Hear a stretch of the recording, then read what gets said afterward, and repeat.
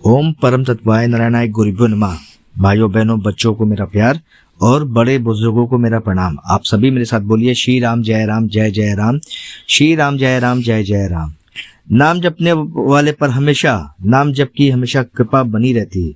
उसे कोई भी अहित या उसका कुछ गलत नहीं कर सकता। इसको जपने वाला हमेशा आनंद में रहता है और उसको वो आनंद कोई भी नहीं खरीद सकता। वह आनंद ऐसा आनंद होता है जिसको कोई खरीद भी नहीं सकता, ना चाहकर उससे छीन सकता है, क्योंकि वो परमानंद आनंद होता है। वह हमेशा प्रभु के आनंद में मग्न रहता है। पता नहीं वह आनंद कितने साधु संतों के पास भी रहता है। वो आनंद, इसी आनंद से वे भूख प्यास सब कुछ भूल जाते हैं, क्योंकि वो परमानंद होता है। वो प्रभु के करीब सबको ले आता है और जीव जब भी उस आनंद में हमेशा प्रभु की गोद में बैठा रहता है, उस आनंद के दौरान वह हमेशा प्रभु की गोद में बैठ के प्रभु की लीलाओं का देखा करता है और प्रभु के सानिध्य में रहकर वो ऐसी चीजें प्राप्त करता है जो साधारण मनुष्य के बस की बात नहीं। संसार सुख पाने के लिए जीव कौन कौन से पाप करता है और वही प्रारब्ध बनकर उसके कष्टों के रूप में उसके पास आता है, चाहे हमारे पिछले जन्म के हो चाहे इस जन्म के। लेकिन हम कर्म तो करते हैं, लेकिन कर्म करने से पहले हम ये नहीं सोचते कि वो कर्म क्या आगे चल के हमारे जीवन में प्रभाव लेके आएगा। क्या वो प्रभाव हमारे बच्चों पर भी पड़ेगा? अगर हम दूसरे को कष्ट दे रहे हैं और दूसरों को परेशान कर रहे हैं तो वही चीज हमारे जीवन में भी आएगी। आज नहीं तो कल वो आएगी, जरूर आएगी। इसलिए हमें अपना कर्म करते समय हमेशा राम नाम के बारे में सोचना चाहिए कि जब हम प्रभु का नाम जपेंगे तभी हमारा प्रारब्ध या इस जन्म के पाप कटेंगे। और हमें कर्म करने से पहले ये जरूर सोचना चाहिए कि हम कहीं अपने इष्ट को परेशान तो नहीं कर रहे हैं ये कृत्य करके। इसलिए हमेशा हमें अच्छे बातों को और अच्छे लोगों के साथ रहना चाहिए ताकि हमारे कर्म भी अच्छे बने रहें। आज जो दास आपको कथा सुनाने जा रहा है उसको सुनकर आपको पता चलेगा प्रभु राम में कितनी शक्ति है और कैसे सेना के सूबेदार राहुल जी की जीवन में एक ऐसी घटित घटना है जिसको जान के आप दंग रह जाएंगे। और अगर आप सनातनी है और सनातनी धर्म पर विश्वास करते हैं और हिंदू होने पर गर्व करते हैं तो आपका अपना चैनल पवन पुत्र हनुमान को लाइक शेयर सब्सक्राइब जरूर कर लें और बेल आइकन जरूर बजा दें ताकि नए से नए वीडियो का नोटिफिकेशन मिलता रहे। और प्लीज़ शेयर जरूर करें ताकि जिनके प्रश्नों के उत्तर नहीं मिले उनको कम से कम जवाब तो मिले और उस पुण्य के फल के भागी आप भी बने। तो कृपया शेयर जरूर करें। राहुल जी बताते हैं कि वैसे तो मैं एमपी का रहने वाला हूँ, पर मुझे ड्यूटी, मैं मिलिट्री में हूँ तो मुझे ड्यूटी माता वैष्णो देवी के दरबार में लगी है। वहाँ पे मैं माँ की सेवा करता हूँ। वो बताते हैं कि मेरी बीवी और मेरा एक बच्चा मेरे साथ ही रहते हैं कटरा में। जी हाँ, मेरे भाई और मेरे माता पिता उज्जैन में ही रहते हैं। मैं बचपन से ही राम नाम का जप करते आ रहा था।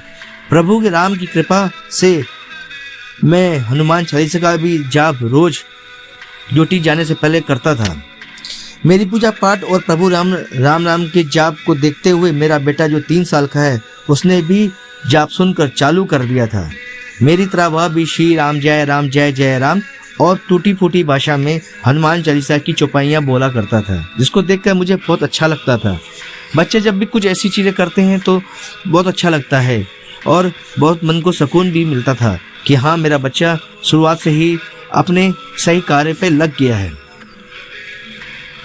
राम नाम में बहुत शक्ति है और उसका प्रभाव मैं देख चुका हूँ। इसे प्रभु की कृपा कहिए या उन्हें हमें इतना आसान सा मार्ग दिया है प्रभु ने कि हम इस पर भरोसा नहीं कर पाते कि या वही मार्ग है जो हमारे कष्टों, हमारे पापों को समाप्त कर सकता है। हमें इस पर विश्वास नहीं हो पाता है। लेकिन हाँ, या ऐसी शक्ति है जो प्रभु राम भी नहीं जानते थे जिस शक्ति के बारे में, या वैसी शक्ति है। राम नाम में कितनी शक्ति है ये तो प्रभु राम भी नहीं जानते थे। ये तो उस भक्त को वो भक्त जानता है जो राम नाम का जाप करता है, जो राम नाम के जप से अपने कितने पापों को, कितनी चीज़ों को बदल देता है। और अपने जीवन तो बदलता है लेकिन अपने आसपास के लोगों का भी जीवन बदल देता है।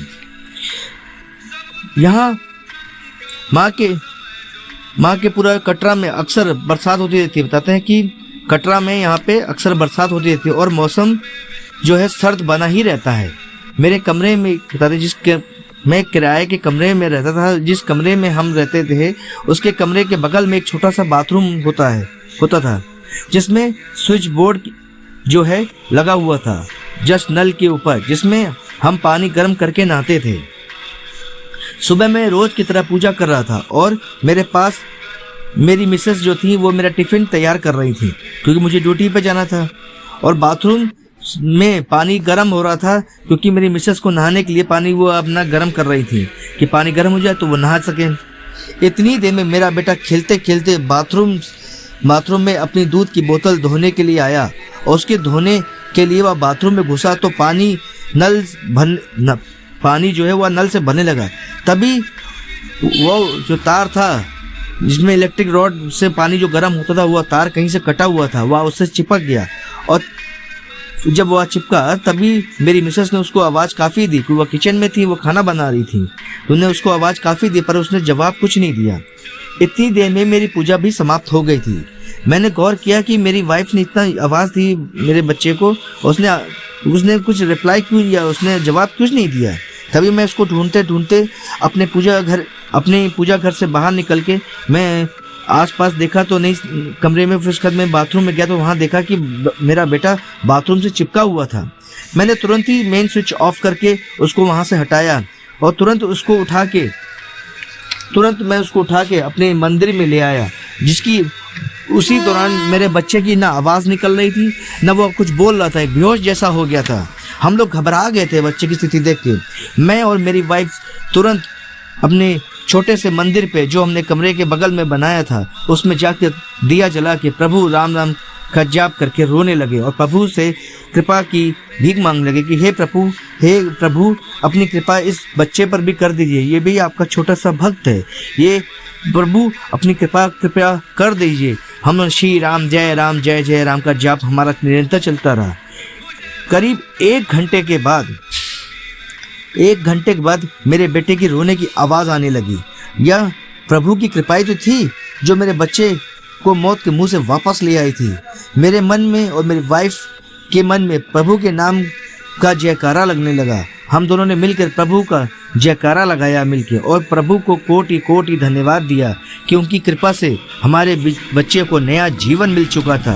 हम तो आस हारी चुके थे क्योंकि उसका शरीर शिथिल हो गया था, उसमें कुछ जान जैसी नहीं लग रही थी, लेकिन सिर्फ प्रभु के नाम जप की वजह से उसमें प्राण वापस आ गए थे। ये प्रभु का आशीर्वाद ही था कि मेरा बेटा वापस आ गया था। सच में हम कितने नासमझ हैं कि प्रभु की कृपा पर प्रश्न उठाने तो लगते हैं पर यह नहीं देखते कि प्रभु अपने भक्त के साथ उसके परिवार पर भी कृपा कितनी बरसाते हैं। प्रश्न तो हम लोग बहुत जल्दी उठा देते हैं, लेकिन हम लोग ये अपने ऊपर नहीं उठा पाते कि हम क्या कर रहे हैं, हमारे कर्म कैसे हैं। जो हमें प्रभु की कृपा मिलने में देरी हो रही है, हमारे कर्म तो गड़बड़ नहीं है। भाइयों बहनों, आपने देखा कैसे प्रभु की कृपा कैसे आश्चर्यजनक घटनाएं घटा देती है और जीवन को बदलाव में ला देती है। बस हमें अपने विश्वास, समर्पण और भाव से प्रभु को नाम जपना है, जिससे हमारा तो जीवन उद्धार हो ही, साथ में हमारे परिवार का भी जीवन उद्धार हो। अगर आपको इस दास का कार्य पसंद आ रहा हो और इस दास की कथा आपको पसंद आ रही हो तो कृपया, और आपको सनातनी धर्म होने पर विश्वास है तो कृपया आपका अपना चैनल पवन पुत्र हनुमान को लाइक शेयर सब्सक्राइब जरूर कर लें और बेल आइकन जरूर बजा लें ताकि नए से नए वीडियो का आपको नोटिफिकेशन मिलता रहे।